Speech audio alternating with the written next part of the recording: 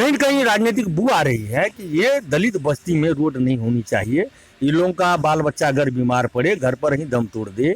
इनके घर पर बाराती नहीं आनी चाहिए, इसकी बेटी का डोली घर से सच के नहीं निकालना चाहिए। तो मैं ऐसे लोगों को चुनौती देता हूँ, बकरे की माँ कब तक खैर मनाओगे? तुम चोर गली से आए हो ना, हम तो जनता का आशीर्वाद से ना है। इसलिए कि ऐसे लोगों को मैं खुला चुनौती देता हूं, अगर आप संभालने का काम नहीं करोगे तो हम तुम्हें संभालने का कोशिश करेंगे और ऐसा दवाई देंगे, हो सकता है कि तुम संभलोगे या नहीं संभलोगे, उसके लिए जनता का दल। तो यह सरकार की नीति बनी हुई है, दलित को मरने से पहले पहले मार दो और शासन फिर करेंगे दलित का रोटी छीन करके। एक नल में खुली स्थिति है। इसीलिए तो आज हमारे मनीष भाई राजद के बैनर के तले दलित की आवाज बनने का काम किया है और दलित का जो अधिकार है।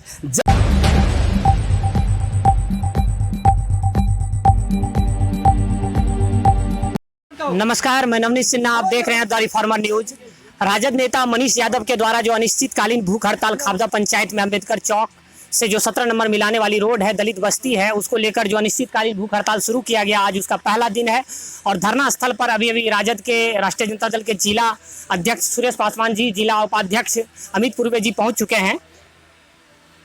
जी, आप धरना स्थल पर पहुंचे हैं मनीष यादव के को समर्थन देने के लिए, और यहाँ तमाम ग्रामीण मौजूद हैं। और जो है जो मुद्दा है ये दलित बस्ती से जुड़ा है, दलितों से जुड़ा है, और आप खुद उस वर्ग से आते हैं। इस भूख हड़ताल को समर्थन करते हुए क्या कहना चाहते हैं? देखिए, हम तो बार बार कहते हैं कि पूरे बिहार में डबल इंजन की सरकार फाइल हो चुकी है। हमारे जो पार्टी के राष्ट्रीय अध्यक्ष हम लोग अभिभावक हैं आदरणीय लालू प्रसाद यादव जी, जिन्होंने हमेशा दलितों, शोषितों, गरीबों, दबे कुचले हुए लोगों की लड़ाई लड़ने का काम किए।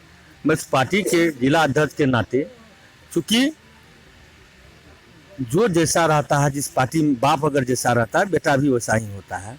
तो हम लोग की पार्टी का जो राष्ट्रीय अध्यक्ष वो हमेशा लड़ाई लड़े हैं वंचितों की, दबे कुचले हुए की, दलितों की। आज हमारे छोटे भाई मनीष प्रसाद यादव जी जब आरजेडी में आए हैं, ये भी लड़ाई उन्हीं का लड़ रहे हैं।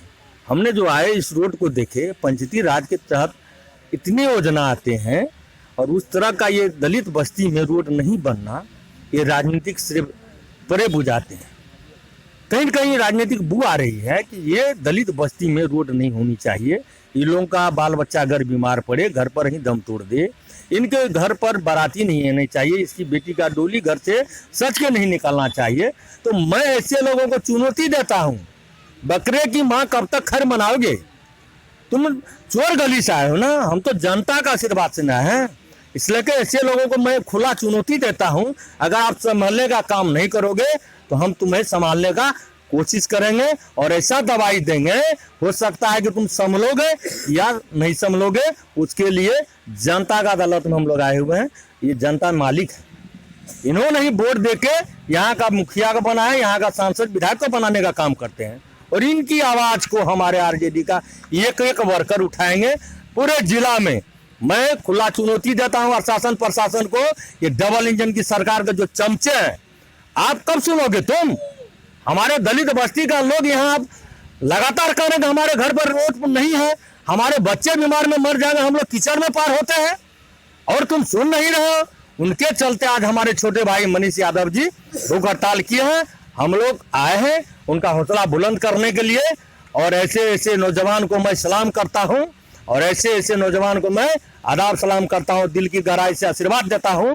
ये जब तक दबे कुचले हुए लोगों के साथ न्याय नहीं होगा, हर जगह जाके ऐसे ऐसे कार्यक्रम करे, और हम इनके साथ हैं, पूरा आरजेडी परिवार इनके साथ है। जय हिंद, जय भारत, जय राष्ट्र। क्योंकि प्रशासन के तरफ से भी कोई एक अच्छा रुख नहीं है और जनप्रतिनिधि के तरफ से भी, और अगर इस पर जो चूंकि भूख हड़ताल तो प्रारंभ किया गया है, तो क्या लगता है कि प्रशासन के लोग या जो जनप्रतिनिधि है वो इसकी सूद लेंगे? देखिए, हमारे बाबा भीमराव अम्बेडकर साहब कर्पूरी जी बोले थे, जिस दिन रोड सुनसान हो जाएगा उस दिन लोकसभा आवारा हो जाएगा। समझ रहे हैं इसका? जिस दिन जनता जो है धरना प्रदर्शन करना, तोड़फोड़ करना बंद कर देगा, तो उस दिन ये विधानसभा और लोकसभा आवारा हो जाएगा। उसका उदाहरण अभी आपको देखने को मिल रहा है। हमारे किसान भाई रोड पर मर रहे हैं और उनका आवाज जब लोकसभा में उठाया जाता है तो हमारे मीडिया का भी कुछ भाई है जो उनको नहीं चलाता, डिलीट कर दिया जाता है। कितने दिन बरगलागार चलोगे जी? जब सवेरा आता तो लोग जग जाता है, इसलिए कि तमाम जनता जनार्दन जग चुके हैं, रोड पर आएंगे और इन लोगों का बहुत जल्दी बुरा हाल होने वाला है। तो क्या आपकी पार्टी की तरफ से पूरा एकदम समर्थन है? पूरे, क्योंकि हमारा पार्टी का जो राष्ट्रीय अध्यक्ष है वो तो दबे कुचले हुए दलित शोषित का आवाज है। 90 से पहले हमको चेयर पर कुर्सी पर बैठने नहीं दिया जाता था, हमें बोलने का अधिकार नहीं था। लेकिन हमारे राष्ट्रीय अध्यक्ष लालू प्रसाद यादव जी ने जब मुख्यमंत्री बने, उन्होंने दलित शोषित दबे कुचले हुए लोगों को मान और सम्मान कुर्सी पर बैठाने का काम किए। इसलिए कि उनका पार्टी हर गरीब दलित के लिए, चाहे उसके लिए इसको जान का भी कुर्बानी देना पड़े, तो तैयार है आरजेडी परिवार एक एक वर्कर। तो ये थे जिलाध्यक्ष आरजेडी के सुरेश पासवान जो बोल रहे हैं कि पूर्ण रूप से हमारा समर्थन रहेगा। यहाँ जिला उपाध्यक्ष अमित पूर्वे जी भी हैं।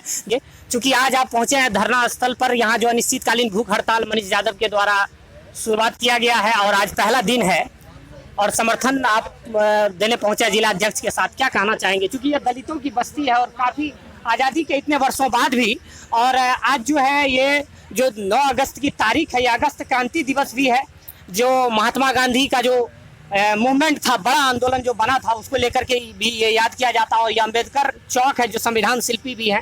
क्या कहना चाहेंगे मनीष यादव के इस? आप ये जानते होंगे कि संविधान के 73वें संशोधन, उस संशोधन में आरक्षण की व्यवस्था की गई थी।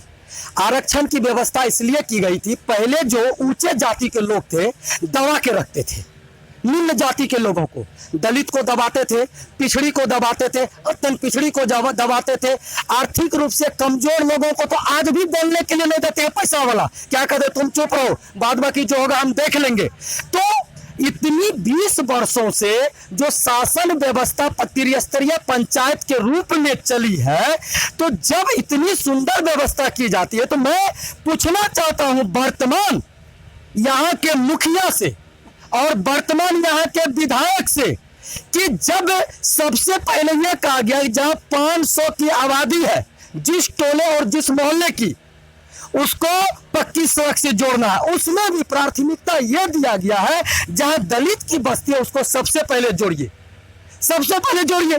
तो जब इतनी बड़ी बात कहा गया है तो दलित की बस्ती में तो फिर ठुंगना भर पानी क्यों लगता है, कीचड़ क्यों होता है? यदि कोई गर्भवती माता है को यदि अपनी सास सुविधा युक्त किसी वाहन पर किसी हॉस्पिटल में ले जाया जाए, तो क्या वह गर्भवती माताएं को क्या बिल्कुल समान तरीके से सरल तरीके से रोड पर चलकर हॉस्पिटल पहुंचने का भी अधिकार नहीं है? आप क्या चाहते हो, गर्भवती माता का गलत हो जाए उस रोड पर, वह बच्चे को जन्म देने से पहले अपनी मृत्यु को गले लगा ले?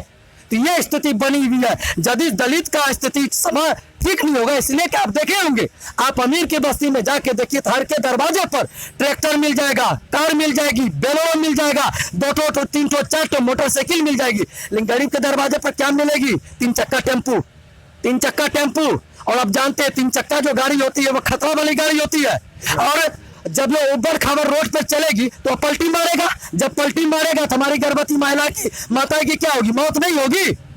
तो यह सरकार की नीति बनी हुई है, दलित को मरने से पहले मार दो और शासन फिर करेंगे दलित का रोटी छीन करके। एक नल में खुली स्थिति है। इसीलिए तो आज हमारे मनीष भाई राजद के बैनर के तले दलित की आवाज बनने का काम किए हैं, और दलित का जो अधिकार है जब तक नहीं देंगे तो मनीष भाई उसके गले में हाथ फंसा करके दलित का अधिकार को छीन करके दलित के बीच में परोसने का काम करेंगे। और यही ताकत देने के लिए राजद पूरा इसके साथ है, मनीष भाई के साथ। बहुत बहुत धन्यवाद। तो ये थे राजद के जिला उपाध्यक्ष अमित पूर्वे जी, और आपने सुना राजद के जिलाध्यक्ष सुरेश पासवान जी को भी, और यहाँ मनीष यादव जी धरना स्थल पर मौजूद है और तमाम ग्रामीण मौजूद हैं। देखते हैं अगला अपडेट क्या होता है। देखते रहिए तरीफ और मौजूद। धन्यवाद। जय हिंद।